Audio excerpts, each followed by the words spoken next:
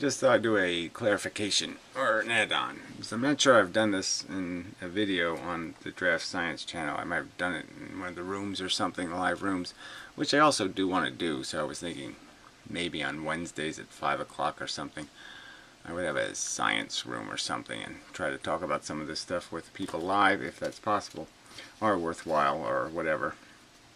So anyway, there's an aspect to this whole thing. Of what actually creates matter. So if we speculate that there's all this noise, all this stuff moving around, what it's not doing, this gravity that's banging into itself all over the place, what it's not doing is it's not creating matter. So creating this energy that gets caught in orbits, the mechanics of that circumstance, is kind of like abiogenesis. It's kind of a special circumstance. Like there has to be a special configuration of things intersecting in a certain way that permits this getting locked in an orbit. And it has something to do apparently with heat and pressure, because that seems like those are the things that will, create an environment conducive to this creation of matter. Yeah, so who knows what that is. It might just be velocity. The Big Bang has enough velocity. It created the first constituent elements, and they became protons and neutrons and electrons. And that those are the basic constituent parts. I mean, you might say that the electrons, they say, are made out of quarks, and so it could be quarks. So whatever the thing is, that would be the first thing, the bit, and then those quarks get caught in relationships that we call protons, neutrons, and electrons. So, but clearly what's not happening is matter doesn't just fall out of empty space. It doesn't just spontaneously create. It's a special circumstance. So another part of this was once you establish the fact that you have this eccentric orbit, so if we create a mechanism that enables us to create this uneven or imbalanced orbit that has as its fundamental constituent this moving center of gravity. So again with the drawing, but I'll try to do it a little better. So it's looping like this.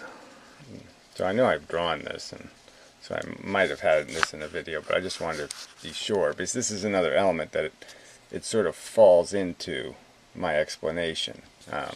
It's another part of physics that it explains, so it's sort of like a prediction. Yeah, sort of. So anyway, it's speculated that electrons move at 0.2 the speed of light. So that's 1/5 the speed of light. At their maximum speed anyway. They could perhaps go slower than that, but apparently they don't go faster than that. So the argument I would make is that if you do have something in this eccentric orbit, you can just think of a regular circle, a regular spiral, that the item in a perfect circle would spend 1/4 of its time in each quadrant. So 1/4 here, half. 1/4 here, and 1/4. Yeah, well, you don't need this redundancy, but you could sort of see that 1/4 of the time would always be spent in one of these quadrants. Now if we take that and we start moving it, then something less than, you have to add this other element of time. So as soon as this item, this perfect orbit, starts to move in a direction, it would spend some percentage of its time in this direction. So now this quarter goes down to some other number, 1 divided by 3.99999 or something, 3.999, and the 0.99s would add up to this direction. So if you sort of think about that with the electron moving, say if the electron is in one of these eccentric orbits, it would work out to a very good 1/5 the speed of light if you thought about it moving the direction of a diameter per circle. So one complete diameter of distance, one of this amount of distance, would equal the distance in each quarter. So each curved line is this diameter, effectively. Close enough. 3.14 times blah blah blah blah blah. You know, you do the math. Anyway, so you could see that that might be the maximum amount of stretch or maximum amount of eccentricity you could have in the orbit, or spiral in the orbit. But you can just sort of understand it by just thinking of the thing who spends, you know, it goes this way in the circle, then it goes down, then it goes across, back this way, and back up again. So in a perfect circle, the ups and downs cancel out, the left and rights cancel out. But this extra bit would be this extra fifth, 1/5 of the time, it's going an extra bit in this direction. And so that can sort of get you the idea that it sort of works out mechanically, that that would be 1/5 the time, therefore it could have a maximum speed that would be close to 0.2 the speed of light. That's when it's in an orbit. Electrons moving outside of an atom, I think, can move faster than that. So it's essentially just saying that this eccentric orbit becomes more like a little loop, long little loop, long little loop, long little loop, long little loop. So the orbit gets really, it starts the thing holding it together, the gravity or whatever you want to call it, well, it is gravity, gets weaker and weaker as you stretch it out. And if you stretch it out to the electron moving the speed of light, you would likely break the bonds inside of the electron, and the electron would just become photons moving in the direction that the electron was moving. So you might be able to think of that in terms of, you know, how much you can stretch an electron would have a lot to do with when electricity is moving through a wire, that it's effectively being stretched, that the orbit is being highly stretched. You know, there's a high amount of distance in the spiral, the eccentricity is high, so effectively it's much like just photons moving in that direction, except the photons have a little bit of still have some orbit left in them. So there's enough to hold them together, but it's hitting the limits when it's reaching the speed of light, obviously. So it's something to think about in terms of how electricity moves through wires, depending on the speed of how it's moving, would indicate that it has less resistance to movement, and that its orbit is more stretched. So it's almost like photons moving through the wire, not really electrons. So it can recompress at any point, but it's basically just photons, quanta, moving through the wire, and then it recompresses to a more normal electron at what you could call the boundaries, and that in those boundaries then it can be again converted by traveling through, you know, ions or some other mechanism to be, you know, that would provide a reason for it to be moved, which would be again gravity, some force of something that's blocking or obliging the configuration of this stuff, which is again just directional, collection of direction. So essentially this, you could call matter a filter for direction, in that it's causing something to only do these directions. This is the directions that will be maintained through the impacts with the environment. So it'll suck from the environment only that which maintains this orbital kind of thing because of the arrangement. So it's only filtering, so it's already, this is the first filter, would be that first orbit, because that's creating the first filtered movement, where only certain directions will be maximized through interaction. So again, through this shielding effect of shadowing interaction, you can depending on how you create this complex arrangement that creates this material thing, this capture.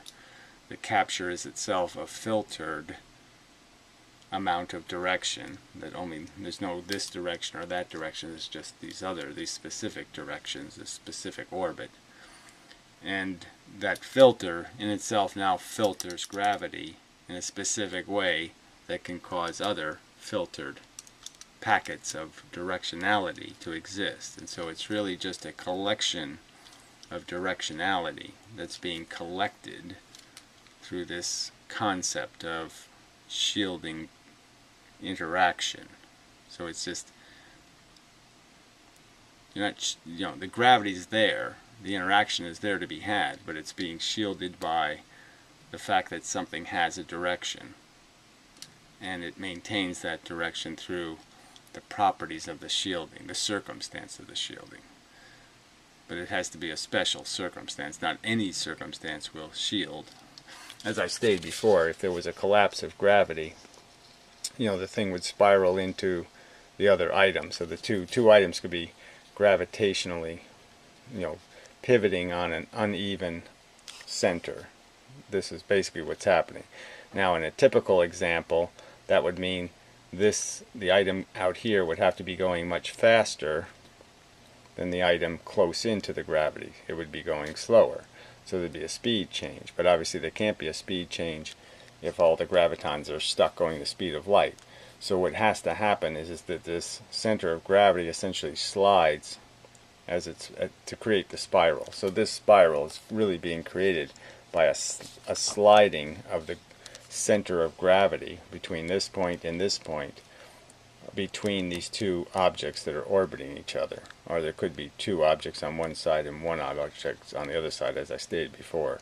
So this unevenness is counterbalanced by a shifting of the center of gravity between these 2 points.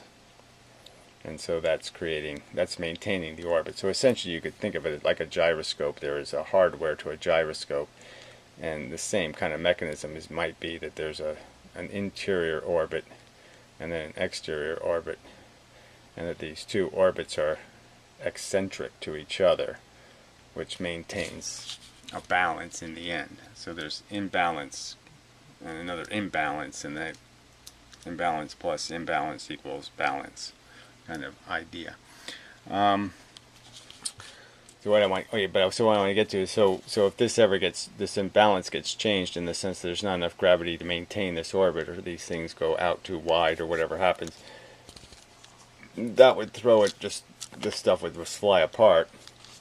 And the converse, where the gravity is too strong and gets pulled in and spirals in, the impact at this center would be just the same as a regular impact with gravity. There would be no collection of density, because the two gravitons would now just collide with each other and go off in their separate direction. So these kind of degraded orbits don't lead to a heavier mass. They don't combine the masses of these elements. They would just end up being two items going off in two directions in the end. So I just want to make that clear too, that it doesn't spiral into a condensing of mass. The only way mass can condense, the only way mass gets heavier, is you have to add orbits to some element within the structure. So you have to add more, clearly you have to add more gravitons to the arrangement, to the gravitational mix, or you could have to add more packets, which would be the quarks. You have to add more quarks to have more gravity in the essence of the material of something. So it only becomes denser or more gravitationally relevant by collecting orbits. But there is no actual mass anywhere. There's no big things. They're only big in that they're a collection of a lot of little swirly things. So again, we're back to the school of fish thing. We always have to remember that even if a school of fish looks like a mass, it's just individual fish. And all of its kinetics, all of its dynamics, is the individual fish. It has no identity whatsoever as a school. It's still just individual fish. And if it hits you, it's just individual fish that will hit you. There's no collective meaning or substance. It just has individual fish in a collection. And matter is just quanta in a collection. Right. Okay, so I just wanted to add that clarification. So, until next time. I'll try to animate that. You know, but it gets... But, you know, well, whatever. I won't go into...